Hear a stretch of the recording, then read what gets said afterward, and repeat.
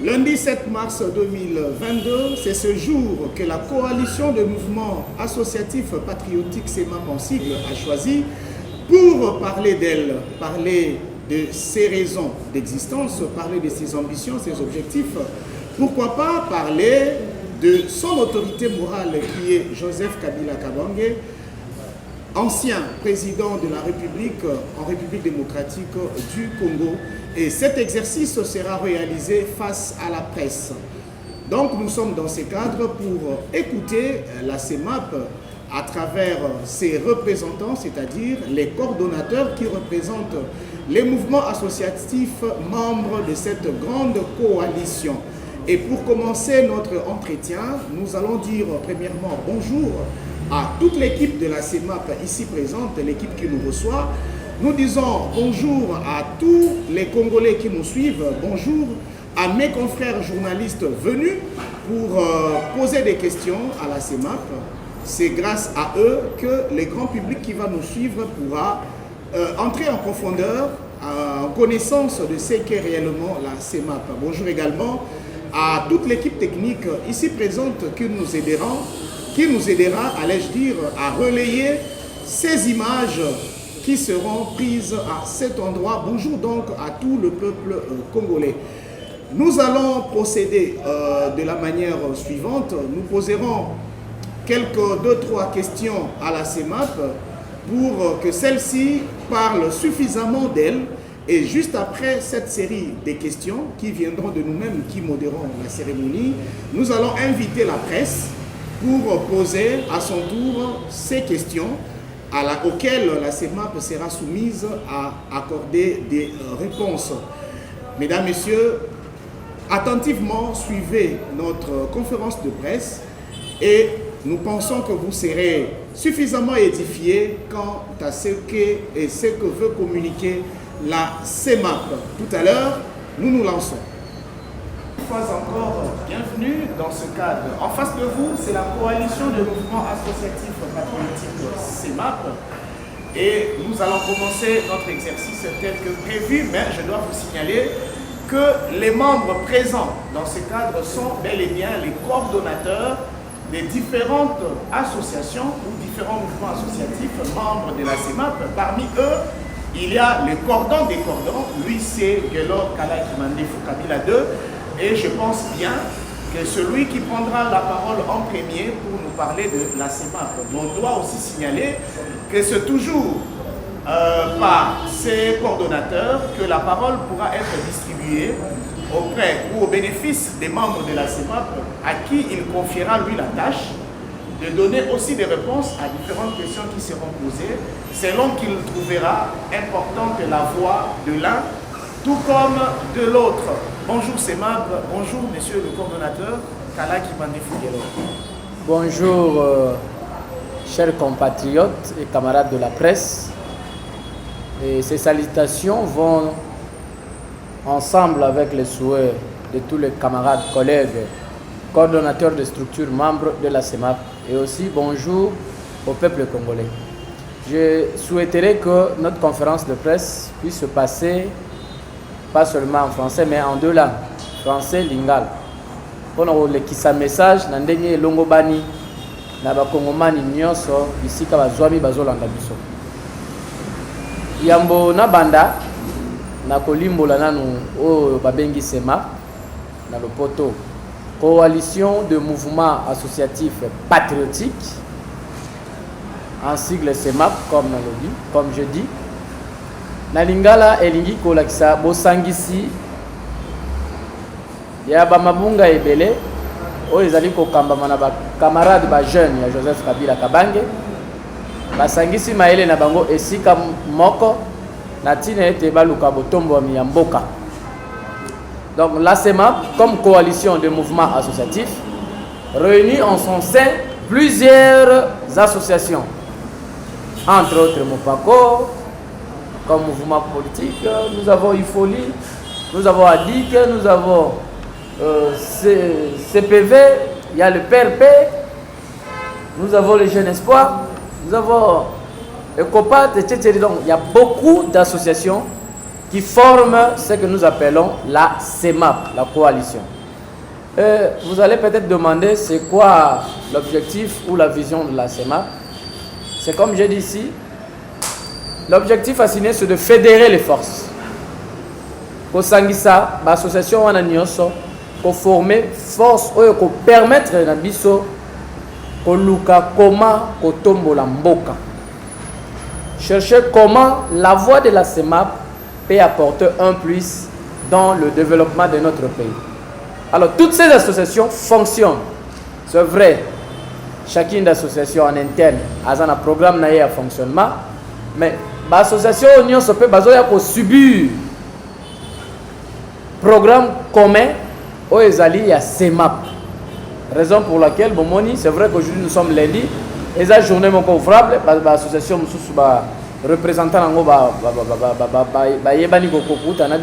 parce que vraiment surchargé na tâche rempli na misala na bango.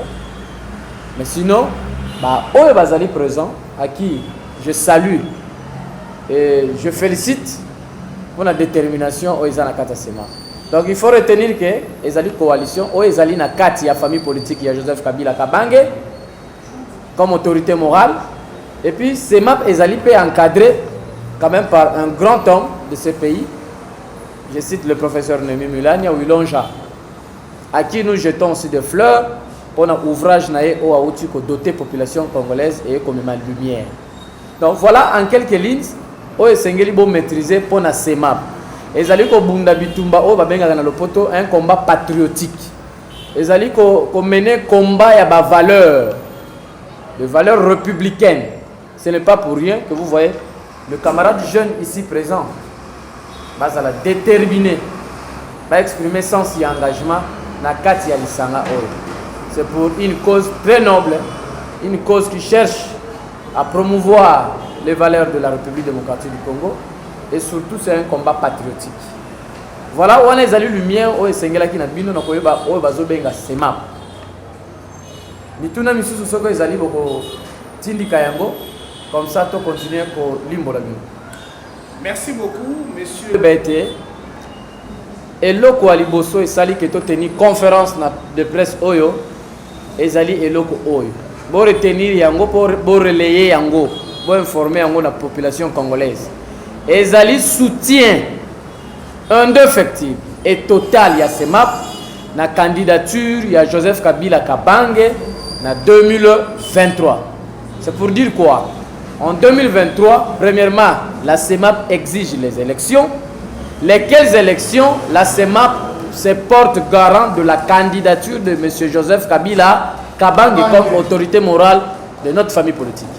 Voilà l'objectif principal de Nabiso. Donc, tu as informé. Tu as sollicité à vie à Moutouté. Tu as pas questionné, mais tu as informé. Et puis, donc, tu as annoncé que CEMAP est allé pour soutenir la candidature de moi Namboka, Joseph Kabila Kabange. Donc, la population va se préparer pour nous voter en 2023. Voilà l'objectif. Il y a la conférence de presse. Deuxièmement, pourquoi Kolanda Joseph Kabila Kabange alors qu'il y a le pouvoir qui est de côté à pouvoir? Non, mais il y a le fait que les lots ont souci à Mbokate, mais ils ont souci à remplir les besoins individuels. Pour répondre à nos soucis, na bango. Bazo côté na politique pas sur base d'un projet ou d'une vision, mais sur base parfois il y a famille bazanango. Ça serait inconcevable. Allez aux États-Unis d'Amérique, vous verrez comment la politique fonctionne. Vous ne verrez pas un démocrate brusquement aller na tongo à la mouki à traverser à Kenangambu na il y a pas république. C'est pratiquement impossible. Alors ici au Congo, les politiciens deviennent des mobiles. C'est-à-dire, je vais vous donner l'exemple d'un vieux. Je cite son nom parce qu'il était avec nous, le vieux Mende. Depuis Mobutu, il est toujours actif. C'est-à-dire, quand Mobutu est là, lui, il est actif. Il est moboutiste. Et après, Laurent Désiré Kabila arrive, lui, il est là. Il continue avec la rébellion. Finalement, c'est Kabila le fils. Il devient un kabiliste plus que tous les kabilistes. Les autres camarades, moi, le président de la République, Félix Antoine Tshisekedi. les vieux Mende est le premier tshisekédiste dans notre pays aujourd'hui. Il dépasse même ceux qui ont fait 37 stables là-bas. Vous comprenez, cette inconstance, ça n'a plus de qualification. Exemple, Nini Toko retenir dans Kulutuan.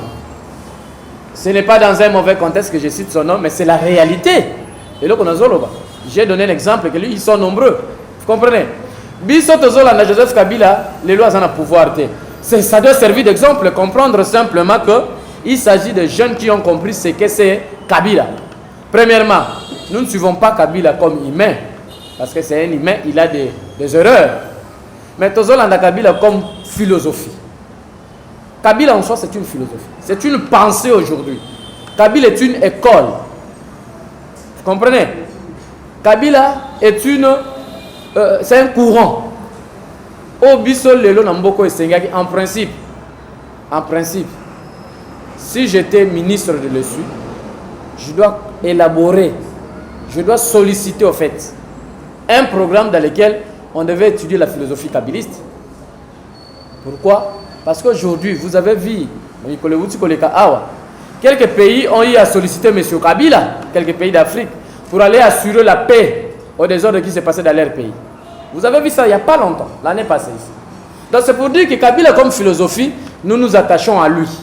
Et le fait qu'il soit une philosophie pour nous, tous en Tina Rolanda te kaza na pouvoir, tous en Tina te Rolanda pesa biso mbongo, tous en Tina na soana te, tous en Tina ya philosophie wana, po philosophie wana nde ezo pesa biso ba beki ya combat. Combat o biso tozali ko mener. Ezali philosophie wana ko sala ete lobby attaque Kabila zate. Lobby Kabila zongi na pouvoir. Asilisi sous mandat na ya lobby na pemi libera. Combat e kata na te combat e sala nini et continuer. Et bon on continue na banane. Mais na biso tozali ko sala relève. Nous prenons la relève. Parce que après nous devons aussi léguer ce même combat à des générations futures. Voilà pourquoi tozolanda Kabila. Ezali te po azana akozwa pouvoir dans 2 ans ici ça zozonga na pouvoir. Non.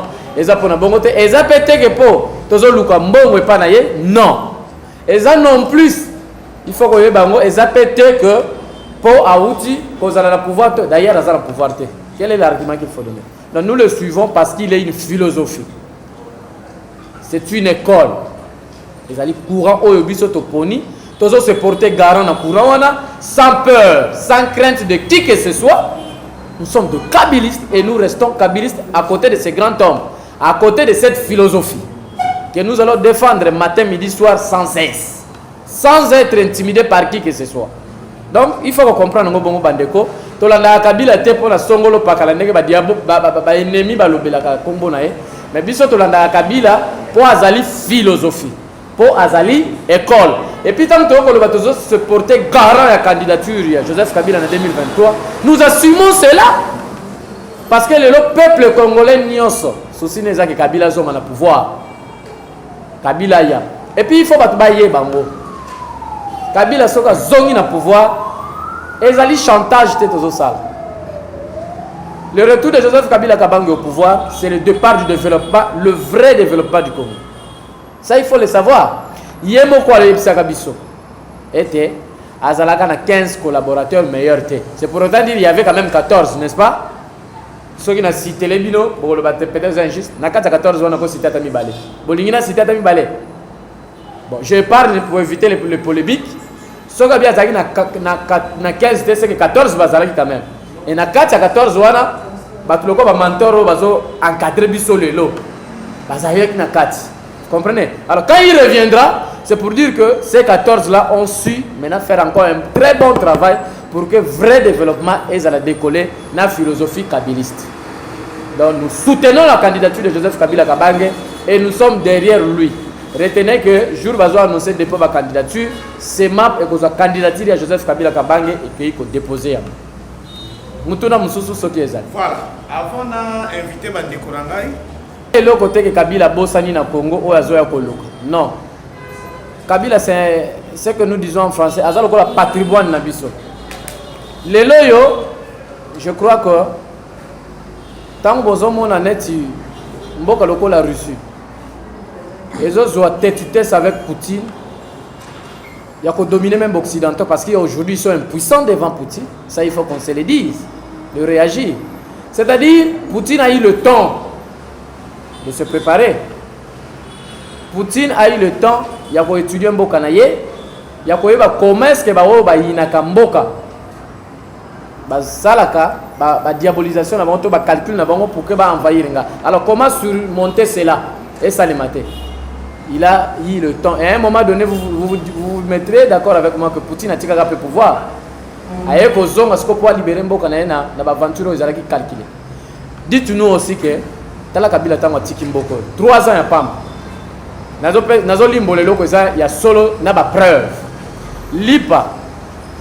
Oyebi prix. Boyebi yango bino ba journaliste. Kabila tika kango na combien? Le komi na combien? Mungwa.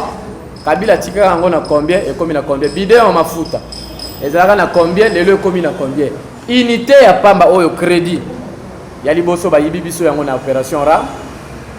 To banda ko somba ngona prix nini lelo to somba ngona prix nini. Alors soki na bina pesa ba liste nyonso wana e ko risquer pesa même ba kongomani kanda.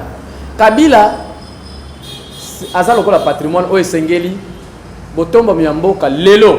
To lobite ke kaka ye congolais oyo ayebi te. Mais pour la biso to bandi ete na ndenge a maîtriser cartographie ya mboka na biso. Na ndenge ayebi baso omoni même ndenge ba occidentaux ba diaboliser ki congolais awa pour na kolongola Kabila na pouvoir pour ba tchaki déjà ba marionnette na bango ba dirigeant ki ba complot na bango na tinete mboka na biso tekama ba wele la ndenge ba mesana ko wele na makambo ba sala na est na ba matière na biso. Mais Kabila les avait dit que non, le Congo appartient aux Congolais. Vous vous souviendrez même la question liée na code minier. Comment les Occidentaux se sont acharnés sur la personne de Joseph Kabila Kabang. Il faut comprendre que Kabila c'est un nationaliste. Par preuve, faites l'analyse de son comportement depuis qu'il est au pouvoir. Vous allez vous rendre compte qu'on a un panafricaniste et c'est un nationaliste.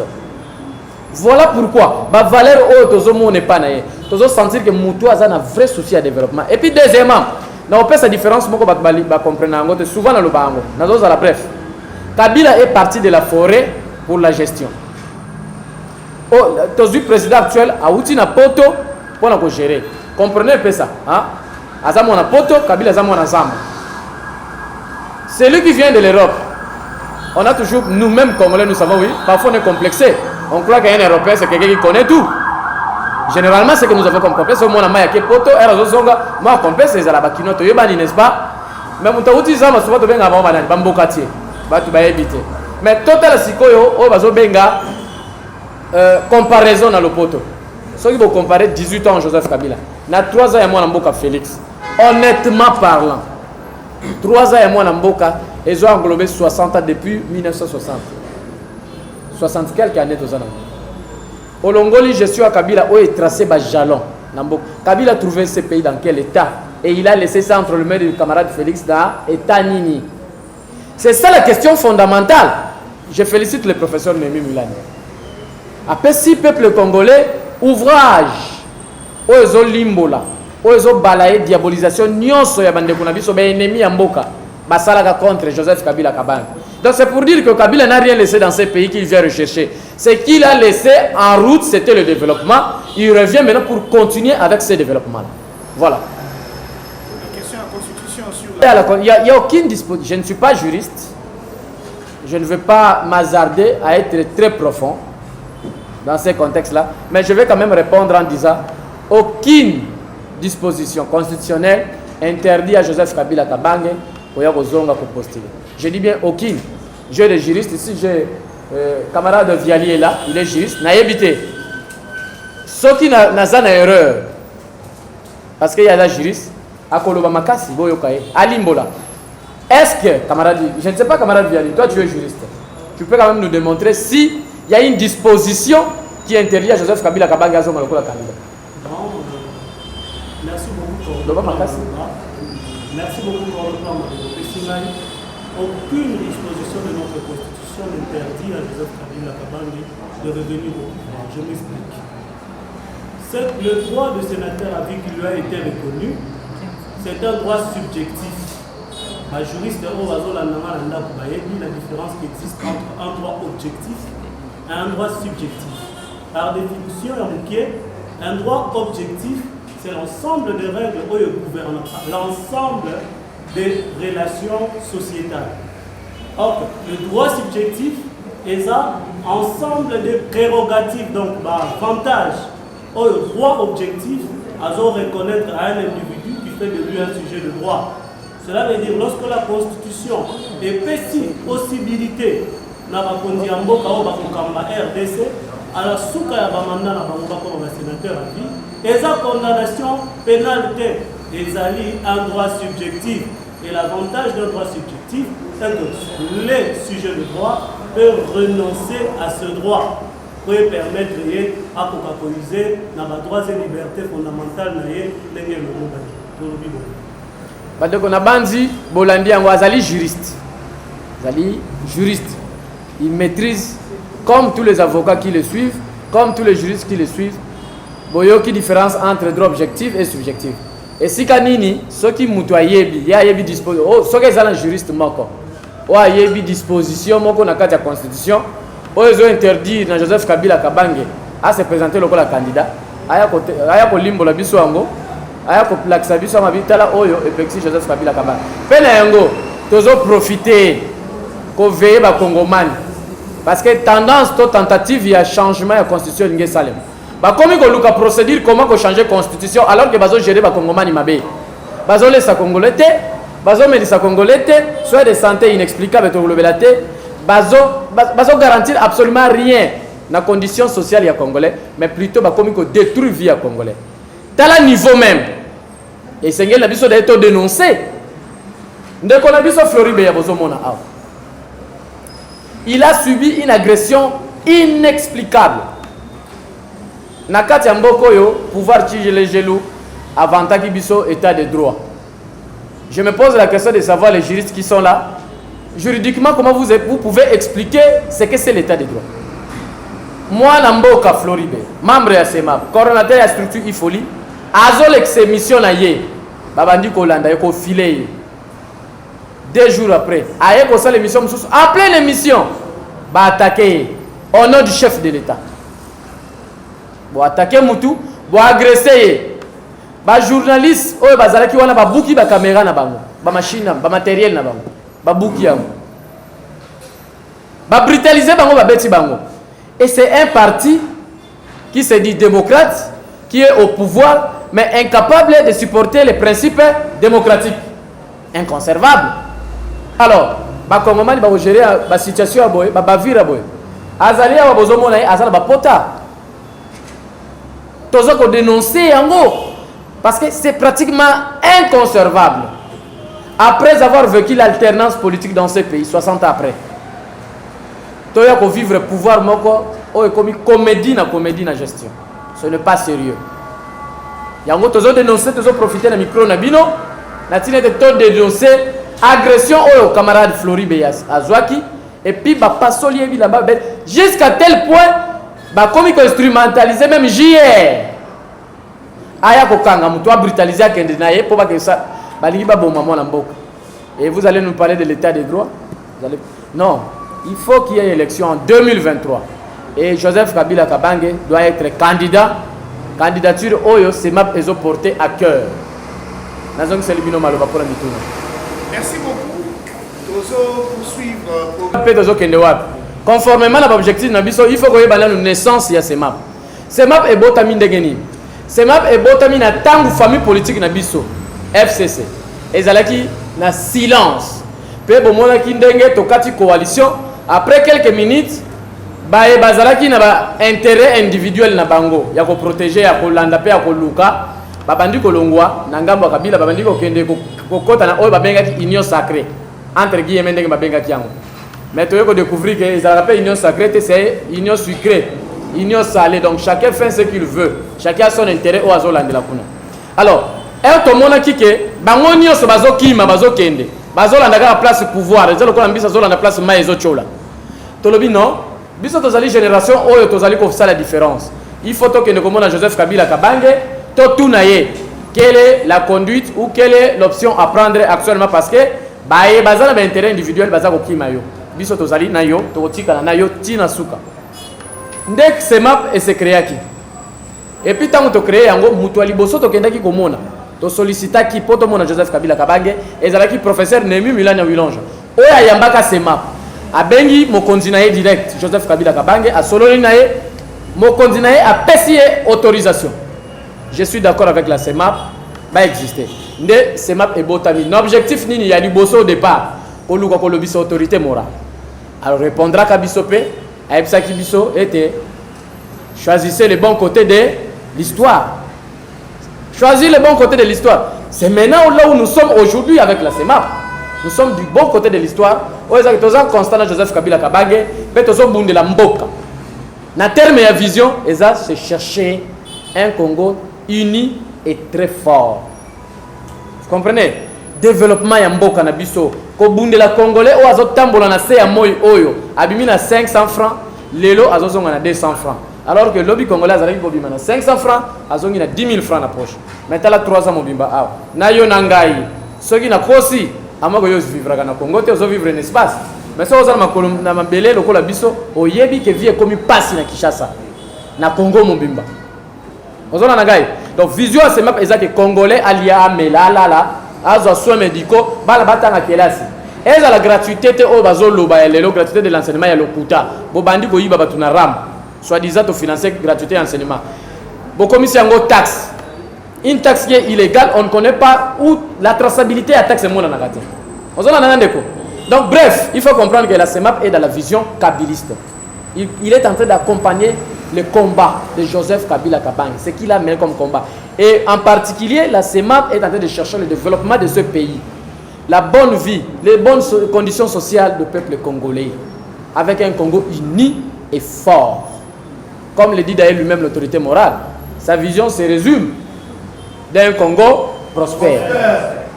Zolanda, c'est ça le combat de la CEMAP. C'est ça la vision de la CEMAP. Alors, ça a nécessité dans ces objectifs que Sangi Saba Force, il y a une association Union Sozomona, ils ont formé ce qu'on a Makasi Wana, Bitumbe Kende Malam, d'un côté à Joseph Kabila Kabange. Ce qui m'a tout dans Moussou Ezali, de Kobogoloba, merci. Merci de comité na mi balé na kolimbola oya mi balé ya liboso na rotika ndeko Flori après ça éclaircissement na agression oya uti ko subir na torture oyo batu bazana pouvoir ba uti ko menacer.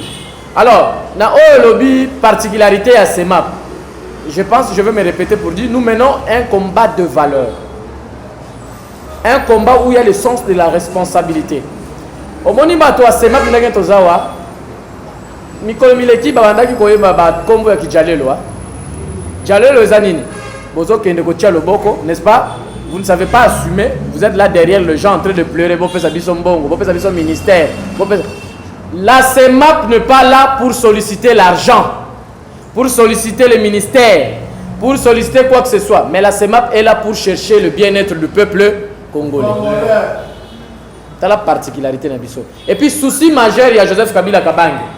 Et Zalaka Komona Congolais, Aza libre na kati ya mboka na ye. Souvenez-vous quand il prend le pouvoir, on a vécu ce qu'on appelait. Quand on parle de l'unité, on parle de Mosang ici. Il faut toujours faire appel à Joseph Kabila Kabange. N'a qu'au pouvoir na ye. A Sangisa même ba rebelle. Boyebi 1 plus 4, n'est-ce pas? N'est-ce pas? Et ça, pourquoi la souci à Kimia, n'est-ce pas? Je pense que déjà ces éléments-là démontrent la particularité de la CEMAP. Ce sont des jeunes, c'est vrai, en âge, en taille, mais la tête ici, nous sommes trop vieux.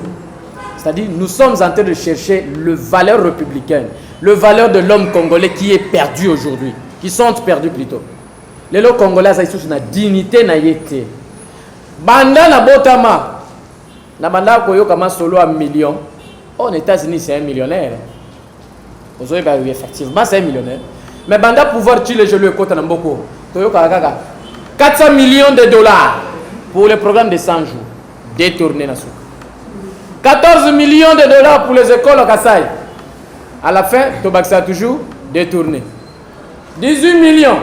23 millions, 500 millions, 3. Au juste, Mboka Mobimbezo, Toyoka Kaba gros, Natika Koka Soma Mikiete, Ezaka Ba millions, Naba milliards. Mais fort dommage, c'est la condition à peuple. Nakati Mboko, récemment, Toyoka qui même président de la République, Azolo Bamboko Yokoufa déjà. Dans la place de Toyoka qui passe biso nationaliste. Namboko Yokoufa, président de la République, Azola te montre 11 000 euros. Azola te soulié à 4 000 euros. Veste, soyons sérieux. Donc, président de la République, Azako diriger Bibembe. Congo est mort, c'est ça. Hein, Bandekonangai. Tolingamboka. Tolingamboka. Tous à la paix sincère. Tous mes capochao balobana le poto ayant le sens de la rationalité des choses. Nous allons comprendre que le Congo est malade aujourd'hui, gravement malade. Il faut de vrais médecins, entre autres Kabila, comme nous le disons. Pourquoi Kabila? Mais c'est un médecin qui a de l'expérience sur ce corps qui est le Congo, qui sait où la maladie peut se cacher et facilement il peut soigner ça cette fois-ci. Je demande aux Congolais de donner la chance à Joseph Kabila. Cette chance-là, c'est une chance exceptionnelle. Ça ne reviendra plus jamais au Congo. Parce que je vous dis, Kabila prendra le pouvoir le 24 janvier 2023. Et rassurez-vous que le 30 janvier, je dis bien le 30 janvier, 6 jours après, je dis bien 6 jours après, Congolais ne sont pas pendant au CPL. Je dis 6 jours après. Beaucoup publié le 30 janvier 2023. Tant que Kabila a la remise de reprise, Namanamboka Félix Tshisekedi. Ton aningai, Namitu Nami Balé, Nakoka répondre à voter parce que je peux s'en même kanda. Je peux sa parole à camarade Flori. Ali Molabino, pourquoi va attaquer et comment on l'a agressé? Par qui? Bateau Bazo diriger Mbok. Bao Bazan a pouvoir. Entre guillemets, ils se disent des démocrates incapables de supporter les principes démocratiques. Ndeko Flori Beya. Na banzi ope sananu e yano na baninga na mutuna wana. Bimbola bango yango. Oui, merci beaucoup. Nous allons vraiment bref parce que l'isolo oyo bozoyoka eza risque ya vie oyo ngana riskaki ensemble na bandeko ya ba journaliste que je cite Sylvain ya Bifo Télévision de DG na camarade Moura oyo azali caméraman bango nde babengisaki ngana émission et je suis allé répondre. En pleine émission, tous au tourné, il y a eu un monsieur abandonné qui s'approchait avec un mounière comme un téléspectateur. Et à s'approcher, nous, on était en pleine émission. Après, le monsieur a eu saisir la caméra, à l'objet que vous êtes arrêté. Monsieur, pourquoi est-ce que nous sommes arrêtés? À se présenter le rôle à agent et à ANER. À l'objet, vous avez menacé chef de l'État. Maintenant, si on ne sait pas, ils basé sur quoi? Et deuxièmement, la caméra c'est comme ça que la caméra est tombée. Imaginez le béton et à niveau comment on appelle ça? HJ. Et puis on a se sentir en insécurité parce qu'il commence à donner de l'ordre. Bokangaye, Simbaye et tout ça. Na komi au Kima.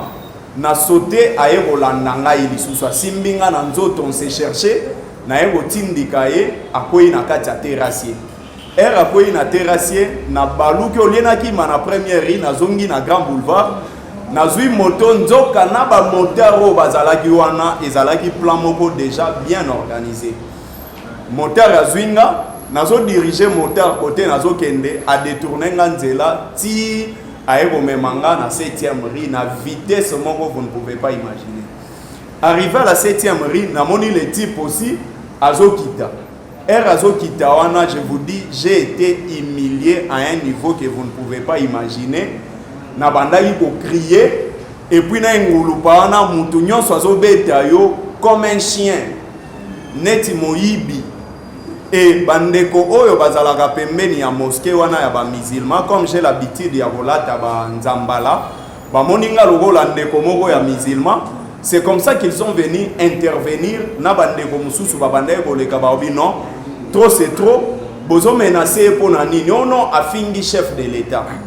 Or ceux qui tokie na ba parlementaire debout oyo bino bokendaka ko filmer chaque jour boyebi ba injire bi makande na ngambu na bango.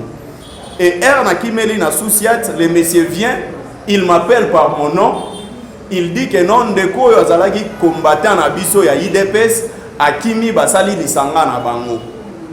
Parce que er tokomi na bango na 12e rue puisqu'il y avait toujours l'insécurité. OPJ alobaye que non, à niveau ya Mombele wana, il ne pouvait pas me garder puisque côté kuna eza si fief ya batu ya force du progrès. Tokomi na kati ya 12e rue, to bandi ko samba nde kwa sambi aboyi ko signer PV. Ngana sambi na signer, passé de 10 minutes na moni ba soldat ya JR baye. Er baye balobi non, bakangi mutu na biso moko awa. Maintenant, je commençais à me demander, donc, de quoi il y a un agent à garde républicaine. Après, Babimi, Babengi et Babiaka, il y a force du progrès, oh oui. JR à côté na Kati, oh non, OPJ, trop c'est trop. Bato, bakomi qui ça va critiquer, logo les kaboy va critiquer, logo boy va critiquer, tout ça. Tozo ça la PV, tozo amasto, to qui n'est na kanchachi. Et chose grave, j'étais accompagné de mon avocat que vous voyez à côté, Ndeko Viali. Il a dit non, papa. Toza déjà na procédure, ya kosamba na kati ya bureau na OPJ. Comment est-ce que bino il faut bosser la PV pour que nene na kanchachi. Mais je vous jure, comme vous voyez, ma vidéo on est circulé dans les réseaux sociaux, ya ba JRO ba yaki wana. Mon avocat a été menacé à un niveau que vous ne pouvez pas imaginer. Ce que j'ai apprécié de lui, il ne s'est pas laissé faire. Et à la fin, balobi non, tozo kende, tozo sa la PV, tozo ya kozwaye, poto kende nae. Et humilité, tomoni ba moto ekoti, na bandeko wana, ba soi-disant ba force du progrès, na mastawana azoloba er to komi na la police, a komi agent de sécurité, ya force du progrès, o yaza attaché na présidence. Ça c'est la vérité. Et puis PV exact jusqu'à maintenant na 12e rue na commune. Baye, je vous dis, ba menacer biso de mort na kati ya commune. Ba policiers bazana ba fandi, ils ne font rien. Et sous kanango ba récupérer mutu na bango, ba kenae. Mais ngana tikali na obi mais c'est injuste. Mutu a menacé ngai wana akei, libérez-moi ote yo koki kokende te, dossier na yo eza très complexe. Nengeza boye ya batu moko ba bengaki ozala wa tout ça mais na lingina sauver bino pour bolongwa place oyo il faut boper ça 150 000 francs. Ah papa, sur quelle base na infraction nini oyo ngana sala ki pona futa 150 000? Mais tellement qu'on est politique, tout le monde qui peut nenge makambo banda ko kendo se dit non okola la na kati ya kumba wana ou prison ba ko poignarder on a butu comme ça. Le mieux à faire, c'est quoi? C'est payer et puis qu'on l'onvoie pour se saisir dans le dossier après. C'est comme ça qu'on a payé l'argent. À partir de 18h, presque 19h, de 12h à 18h. Et la suite, c'est ce que vous voyez. Mais tout ce que je vais dire, c'est quoi? Moi, je suis une personnalité publique. Dans les Kaganaba médias, à tout moment, presque 10 médias dans chaque semaine. Article 16 de la Constitution Abisso et le bas que la vie humaine est sacrée. Et puis je me souviens, chef de l'État, Félix Antoine Tshisekedi, avant d'être président en 2018, je me souviens, à l'Ekaka na Top Congo, à l'Ekaka na Top Congo, Batuna et pas DG à Top Congo, que soko komi président loko aliboso kosala ezani. Alors que loko aliboso ya kosala le 30 décembre, eza ya kokangana no ba prison oyo bazo kanga bandeko nae arbitrairement. Mais je lui informe parce que je sais qu'il va suivre. À contrôler prison oyo eza na Kanchachi oyo balingaki ba mema Floribea. Ceux qui sont au courant ya prison wana alukazo ba mesure, ceux qui sont au courant te tozo informer ba vidéo ezali ba koka ko sa prendre na ba JR wana ba ye ba JR wana bazalaki envoyé par qui et qu'est-ce qu'il veut de moi. Liberté, il y a expression, et ça garantie par la Constitution. Je ne vais pas monopoliser la parole. Ceux qui bango bamimoni qu'ils sont capables de répondre na makambo to sala kana média, ba ya ba affronter biso na média.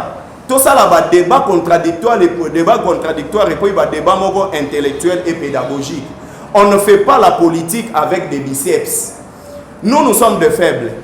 Bango baza ba fort, mais bakota na folie politique té. Folie de pouvoir. Parce que le mandat est garanti dans la Constitution il y a 5 ans. et puis baza au bout de leur mandat. Après 5 ans, qu'est-ce qu'ils vont devenir? Est-ce que le peuple congolais a digne à voter bango?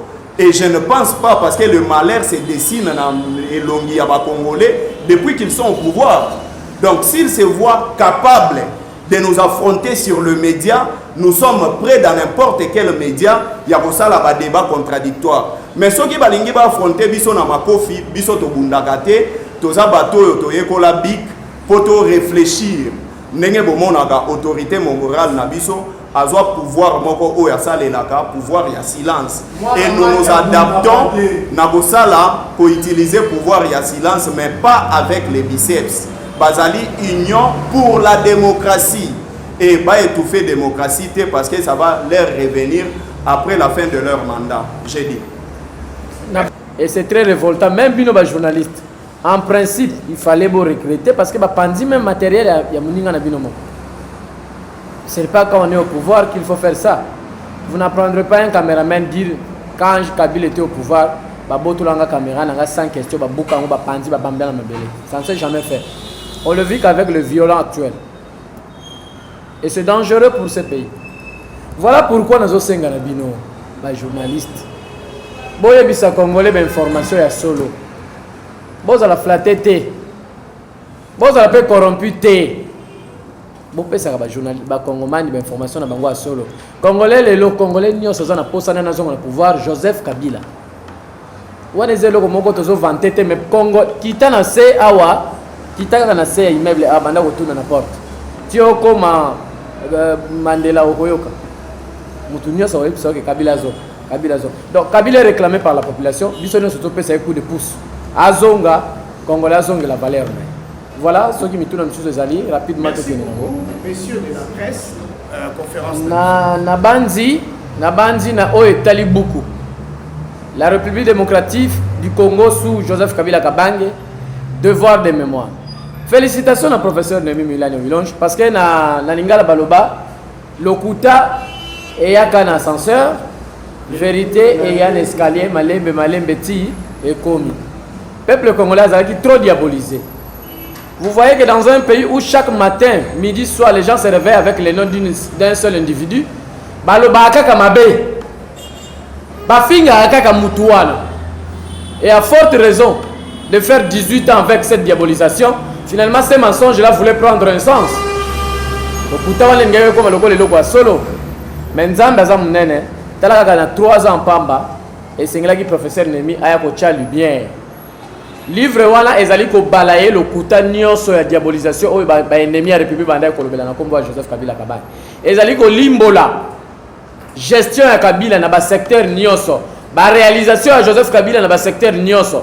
Na etani ni Kabila zwaka mboka oyo atiki yango pe apesi muninga na ye mususu wana na eta nini. Et puis déjà toza komona na etani ni Joseph Kabila ko ya ko récupérer boka. Zola na gai. Donc bref, il faut retenir que cet ouvrage-là, il faut que Lukayango baoui bazou yango na noté, bakoki ko quand même na sema pour ça la demande na chanango ezali na $100. Botanga yango, boko découvrir la gestion ya Kabila oh ba diable ya Congo, ba ennemi balobaka ete non Kabila za mutu mabe, Kabila sala ka mabe, alors que Kabila tiki oh nyonso tozo vivre heureux. Et comme il biso passe lelo mais Kabila mutatika kiango.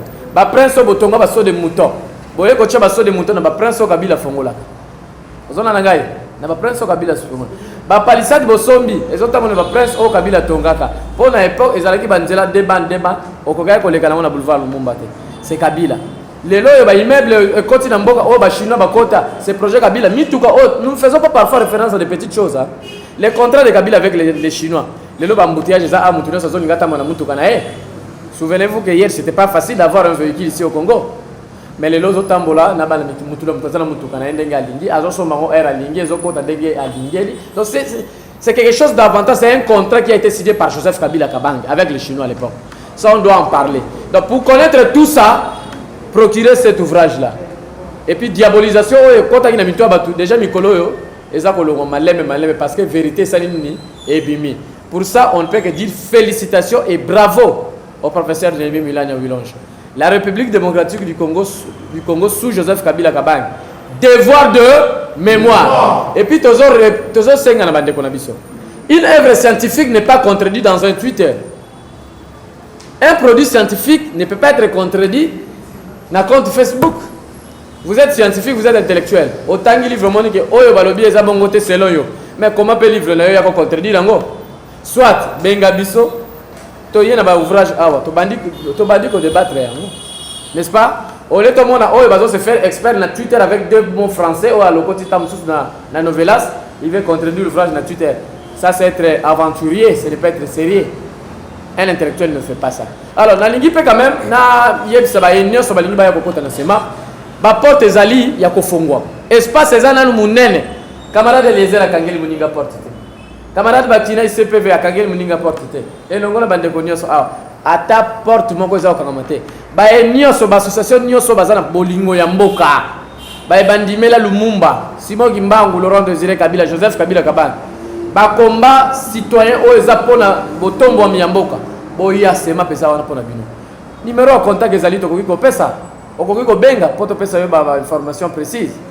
090 67 00 276 090 67 00 276. Mais na pesa pe quand même moi 2 secondes déco. Na ba bazali awa rapidement parce que ngabo ko to balobité. Camarade Eliezer Ouazali, président de la Ligue de Jeunes, il y a PRP, il y a Laurent Désiré Kabila. Azoma Loba Père Rotika fait moi, mon camarade CPV, Namo et Loko a sa conseil, Nama Kongomani Bako Landapi, Togoya ressources dans camarade JP, Togo Sabino au revoir. Merci beaucoup, l'association Bolandi Biso, Boyoki, Boya et Beleto Bunda. Ma camarade, les